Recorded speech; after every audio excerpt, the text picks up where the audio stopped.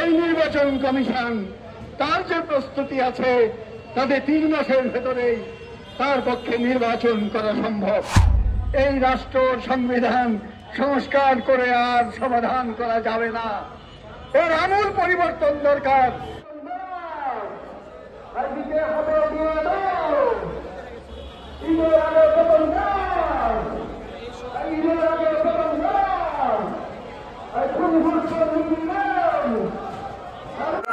জামাত ইসলামের ছত্রছায়ায় একটি রাজনৈতিক দল কিংস পার্টি, এই কিংস পার্টি ডক্টর ইউনূসের তত্ত্বাবধানে অন্তর্বর্তীকালীন সরকার এবং আজকে জামাত ইসলাম এক জায়গায় দাঁড়িয়েছে।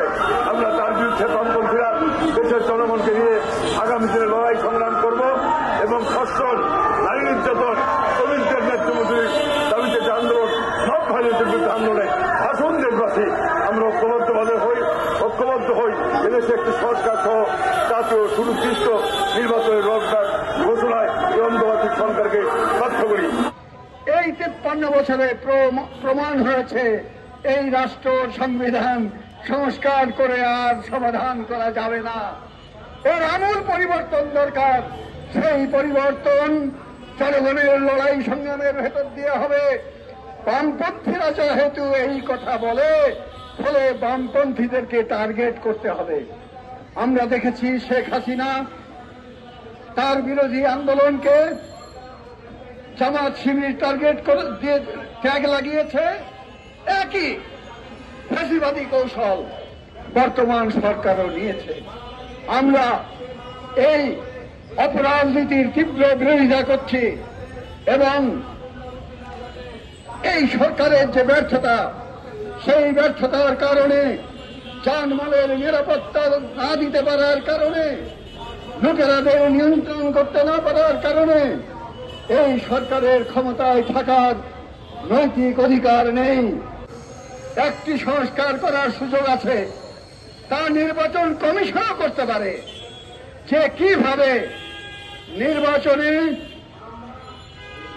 জনগণ ভোটাধিকার প্রয়োগ করতে পারে, কিভাবে সাধারণ মানুষ নির্বাচনে অংশগ্রহণ করতে পারে।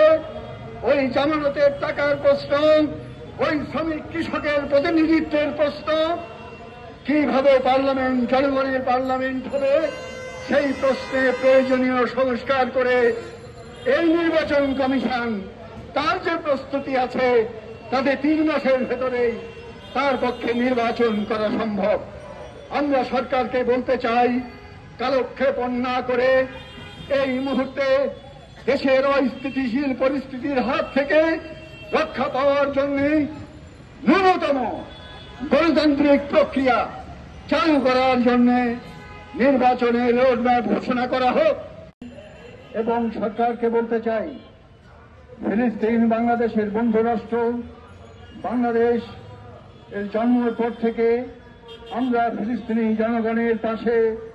এই রাষ্ট্রের পররাষ্ট্র নীতি নির্ধারিত, সেখানে এই সরকারের এই মুহূর্তে এই ঘটনার নিন্দা করে অবস্থান গ্রহণ করার জন্য আমরা আহ্বান জানাচ্ছি।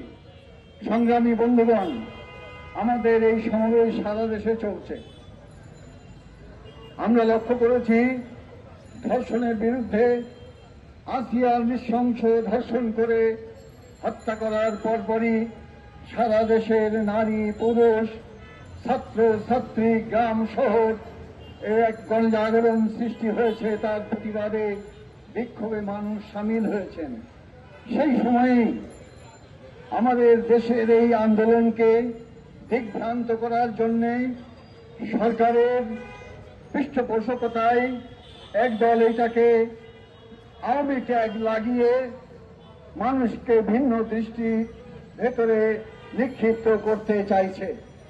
সংগ্রামী বন্ধুগণ, কে এই গণ অভ্যুত্থানে ছিল, কে ছিল না, সেই প্রশ্ন যদি করা হয় তাহলে যে উপদেষ্টা পরিষদ গঠিত হয়েছে তার সংখ্যাগরিষ্ঠই এই গণ অভ্যুত্থানের আন্দোলনের সাথে ছিল না। আক্রমণটা সেখানে না করে তাদের নৈতিক অধিকার, সরকার রাষ্ট্র চালানোর নৈতিক অধিকার আছে কিনা সেই প্রশ্ন না করে প্রশ্ন ঠেলে দেওয়া হচ্ছে 15 বছর যে বামপন্থীরা রাজপথে থেকে লড়াই করেছে তাদের বিরুদ্ধে। আমরা লক্ষ্য করেছি এই সরকার গঠিত হওয়ার পর থেকেই বামপন্থীদের ব্যাপারে তাদের একটা নেতিবাচক মনোভাব, নাক ছিটকানো মনোভাব। কারণ এই সরকার জানে অতীতের যে অর্থনীতি, মুক্তবাজার অর্থনীতি, নয় উদারকরণের অর্থনীতি, যে অর্থনীতি লুটেরা বুর্জোয়া শ্রেণী এবং মার্কিন সাম্রাজ্যবাদী শক্তি, সেই শক্তিদের পৃষ্ঠপোষক, এবং এই অর্থনীতি চালু রাখতে তারা চায়। তাদের যে সংস্কার প্রস্তাব, সেই প্রস্তাবে তারা সেটা ঘোষণা করেছে।